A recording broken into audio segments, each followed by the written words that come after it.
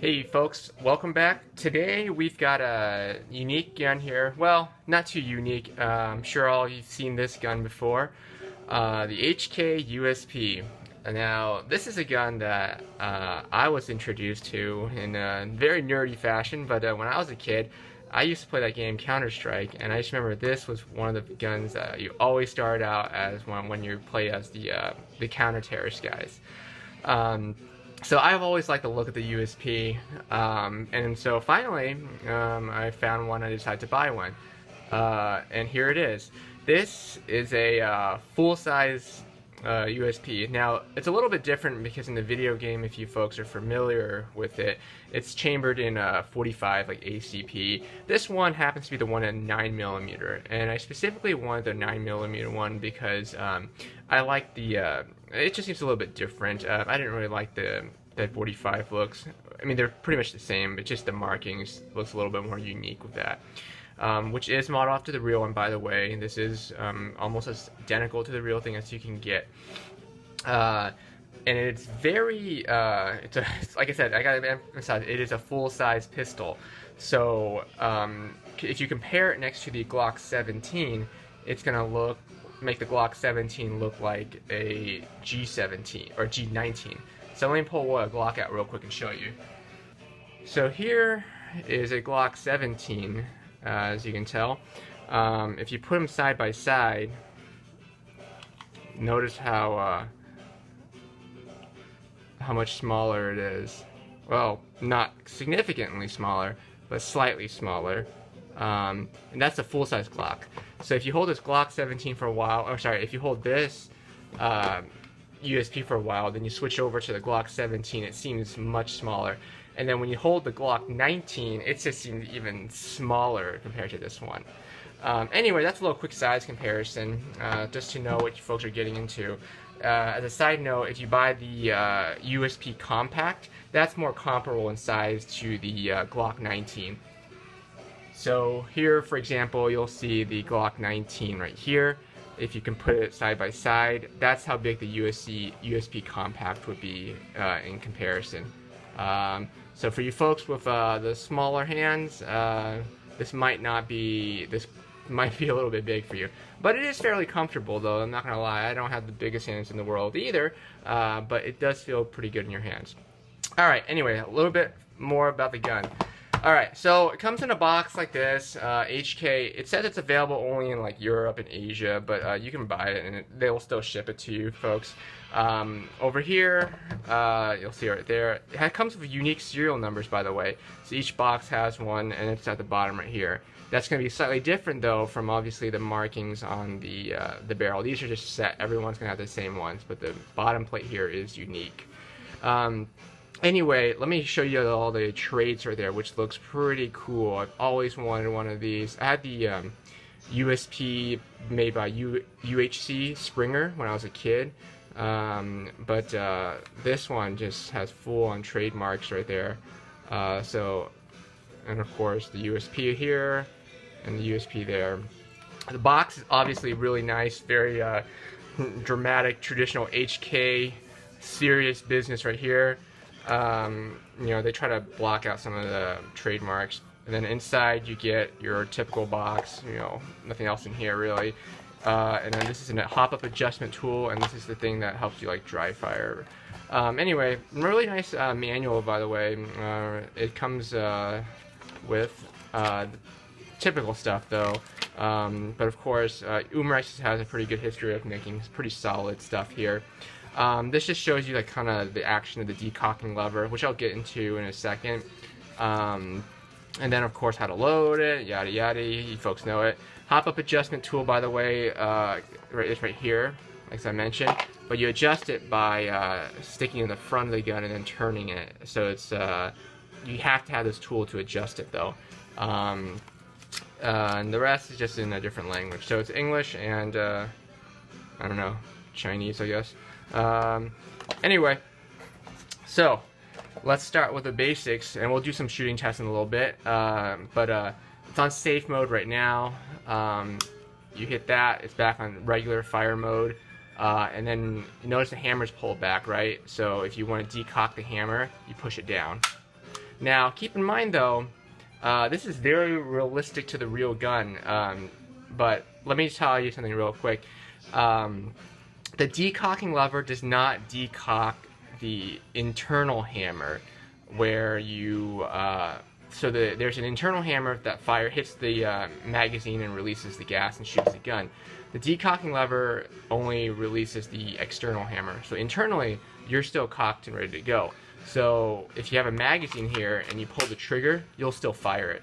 And I'll demonstrate that in a little bit. But as with the real gun, so I'm going to go back and forth between the real gun and this gun and to really demonstrate how realistic it is, but also how you have to be careful how it works. But, so, right here, in the real gun, this is decocked, right? And it's a double action right now. So you pull the trigger, it takes a lot of effort to cycle the slide back and then fire. Notice how much longer the trigger pull is. If you were to cock it, if you were to fire around, it would have fired and the hammer locks back. So notice how the hammer is pulled much further back now, and so you don't have to pull as much to fire the next shot. But if you were to have that hammer cocked back and you wanted to carry it in safe, you could do so like this, or you can decock it. But the next trigger pull again requires you to go all the way back, and then you have to pull it again. So when you decock it again, the internal hammer is now cocked, so is the real hammer cocked, and this is now ready to fire. There's a round in the chamber now, and you can shoot it. If you pull the hammer down or the decocking lever down, you can still fire. There's still a round in the chamber. The internal hammer is still cocked and ready to go, but it just takes a longer trigger pull. So watch this first trigger pull. It took a little longer to pull it back, but now that it's fired, the hammer's locked back, and you can continue to fire in the next round, and it'll be a lot easier. See, much easier to pull the second trigger pull. But again, decocking it doesn't do anything because it's still internally cocked. So in order to really decock it, you have to just basically pull the trigger like that, and that decocks it. You'll be able to tell it basically by looking on the inside. But that's a cool feature that is very realistic to the real gun, and I wanted to really just show a little bit about that. Because with the real gun, it's the exact same thing. You put a magazine in the gun, right? Pretend it's like the real gun right now, right? You put the magazine in, and you fire it. You pull the trigger. Nothing's going to happen, right? Because A, there's no round in the chamber, and B, well, really just because there's no round in the chamber. So in this case, it should not fire. See? But, and it doesn't with the airsoft gun. Now, if you were to cycle the action, or the slide, and chamber around, just like the real gun, now you have a round in the chamber, and the magazine, or the hammer's fully cocked. If you were to carry it in a safer fashion, you could leave it in that mode, or you can carry it decocked in the real gun. In the real gun, you still have the round in the chamber, and now it's decocked. But if you were to pull the trigger, you would still fire that round. It just has a longer trigger pull. I'm probably spending way too much time talking about this decocking lever, but I just want to share with you folks about how that worked, because it was a little foreign to me. I didn't know much about that, and I looked up about the real stuff and did some research, so I wanted to share it with you folks. That was kind of cool, and how realistic they made this piece. So again, it would fire in this case because there's a round in the chamber, well, at least when there's a magazine. So again, to decock it, you have to basically pull the trigger. There, now it's really decocked. Anyway, that's a little something about the unique feature right there. You can also push up in safe mode when the hammer's actually down, like that. So that's kind of cool. As far as field stripping goes, this is kind of a hassle actually, because you kind of have to line it up here, so you can slide that out. But internally, it's not as easy as a takedown as a Glock. Normally with a Glock, you kind of just open it up and then you kind of just push the slide out, you know. But this one, you kind of have to finagle it quite a bit, and it's actually kind of hard to do. It's easier if you just really take a screwdriver and unscrew these 2 screws and this one back here, take out the blowback unit, and then you can slide out the whole barrel and inner barrel and the hop-up unit here. But that's just kind of a hassle, to be honest with you. It's not as easy as I had hoped it would be. Anyway, but that's how the internals are like. So to put it together again, same thing, you slide it to the top like this. Oops, make sure everything's aligned in place. Let's see here. Okay, and then again, you want to line that notch up with this little space right there. So put it in there and watch it fall in. Whoops, there you go. And then you're good. Now, one thing that's kind of a downer though is when you try to cycle the slide of this gun, for some reason this pin right here, or this, yeah, this, it also serves as a slide lock, right? Because that's how you lock the slide back, but it also serves as the pin that you pull out to field strip the gun. Unfortunately though, this pin is very loose, so when you try to pull the slide back, if you do it slowly, the pin will actually drop out. So watch. See? And so you have to you gotta be very cognizant of that, unfortunately. You also gotta watch out, there's a spring right there that will fall out if you're not careful. So when the pin is out, that's an area you want to keep an eye on. So be very careful when you're, I guess, in the field. Because otherwise, I shoot it left-handed, so I'm cocking it this way, so it doesn't fall out. But if you're right-handed and you cock it this way, just make sure it doesn't fall out. Anyway, that's just the features of the gun. Material-wise, really solid stuff. I love the finishing on the top right there. As you can see, very nicely engraved trademarks with the whited out outlines down here, and engraved HK markings right there as well. Now it does say HK sidearms, you know, made in Germany. I don't think this is actually made in Germany. I just don't have evidence to know where it was made, because the box, I checked the box, I could not find a single part where it says made in, you know. So it looks like it's made in Germany, and maybe it is, I don't know. But this is just a duplicate, they're trying to replicate the real gun, because the real gun says the exact same thing. But I think it's actually probably made in like Taiwan. I don't really know, but as far as I can tell, it says that, but maybe it's not made there. Anyway, yeah, I checked the box and everything like the side, and like I said, I cannot find it at all. And it would be kind of weird if it was made in, like, you know, I guess made in Germany, but they would only sell it. Well, I guess it, maybe, I don't know actually. If you folks know more about it, let me know. Because I've seen some model sets where they only ship this, the 9mm version, to Europe or Asia. So maybe, I don't know. The ones you'll find in the US though that's available are made by KWA, or at least imported by KWA. I don't know. And they come in the 45 caliber version, or if you want the 9mm version, you have to get the compact. I like the full-size version in 9mm, so you have to kind of go overseas to get this. Anyway, to just to hop up, this is the front right here. You would put this down so, and then turn it either left or right, basically. I don't really touch that because I don't really need to. I think it's fine for close range. When you first get this gun, though, it will be very oiled, and very thick oil too, and so you got to make sure you strip it down and take it apart and clean it before it gets more reliable. So I had some reliability issues at first initially, but once I cleaned it, it seemed to be operating okay, so I don't think it was too bad after that. Again, some warnings at the bottom, your standard USP grips right there, and then of course your ambidextrous magazine release. So I think those are your basics. I just got this, so I haven't had too much time through it. I tried shooting a couple hundred rounds through it to get the kinks out. Occasionally I'll have some issues where it'll double feed, not double feed, but it'll lock back on the last round. Oh, sorry, when there's still a round left in the magazine. Or sometimes the nozzle will get stuck in the lockback position, and it'll still appear right here and not retract fully. So cleaning it and taking all that gunk and that thick oil they had initially does help a lot. So now it's operating a lot more cleanly, which is great.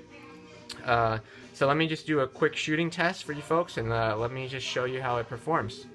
Alright, so let's do the shooting test for this gun right now. I'm going to shoot into this little BB trap right here. Little cheap piece of crap right here, but it seems to do the job. Prevent the BBs from flying all over the place.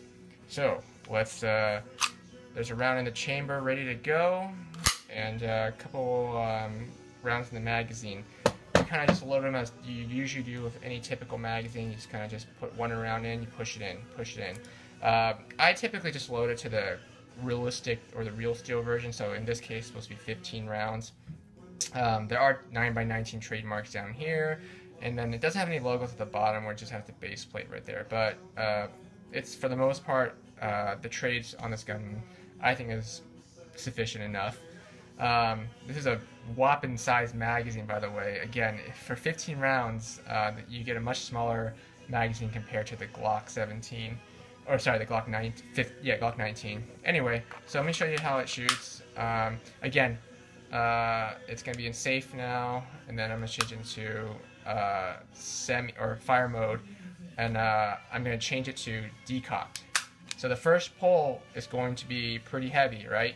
But it will fire because there's a round in the chamber, just like the real steel. It's a round in the chamber, and it will just be a heavier trigger pull. Watch this. So let me do a chronograph to see how much it shoots at.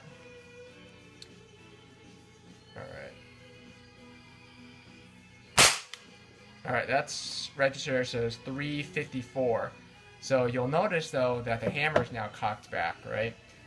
So the next, and the trigger is also pulled back too. So the next trigger break should be a lot lighter than this one. And it is. Oops, didn't register.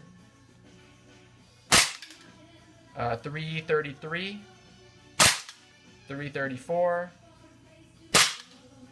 184, that might be wrong. Oh, what happened here? Looks like there's some kind of a malfunction here. Looks like it didn't cycle all the way back.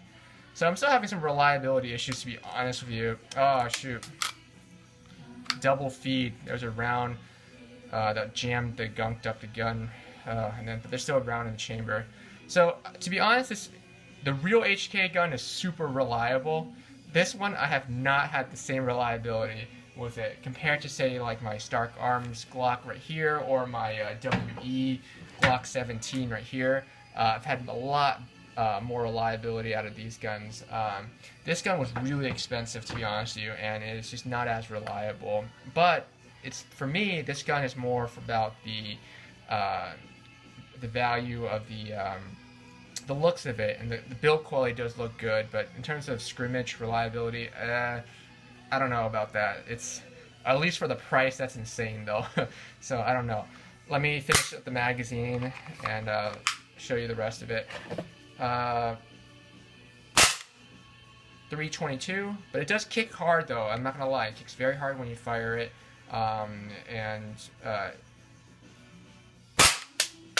341.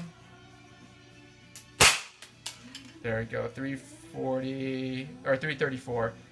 All right, so it locks back, which is expected. But look at this. The nozzle isn't fully retracted. You have to kind of push it back. That's how it should be, like that. There is no round in the chamber, and there's no more in the magazine, so at least it fully functions this time. But again, I'm having some reliability issues in the past, and I'm glad it's showing up on camera because it's hard to capture it every now and then. But overall, though, I am pretty happy with this purchase. I'm not sure what happened here, but you'll notice in that past video it ejected a round out of the chamber. Normally that does not happen, but that happened, so it looked kind of cool right there. Although that's probably one reason why it's kind of unreliable sometimes. But if you folks were looking for a good scrimmage gun, like a sidearm scrimmage gun, I don't know. I wouldn't really recommend this just yet because it is really pricey and you have to import it. Again, there's no fees or anything like that, but it's just kind of costly, and you might get a piece that you're not fully satisfied with. If you're more of a collector like me at this point, then I would certainly go for it. And then otherwise, you know, probably stick to the KWA versions that are currently already here in the US that you can get. But I just want to share with you folks this piece, because this is a little bit rare to find, especially in this caliber and this size here, the full size service pistol. But that's it. I hope you folks found this useful. I'll have more stuff to show in a little bit, and if you have any questions, feel free to leave them in the bottom. And as always, if you like our stuff, sign up or subscribe or give us a thumbs up, or tell us how to improve next time. See you folks next time.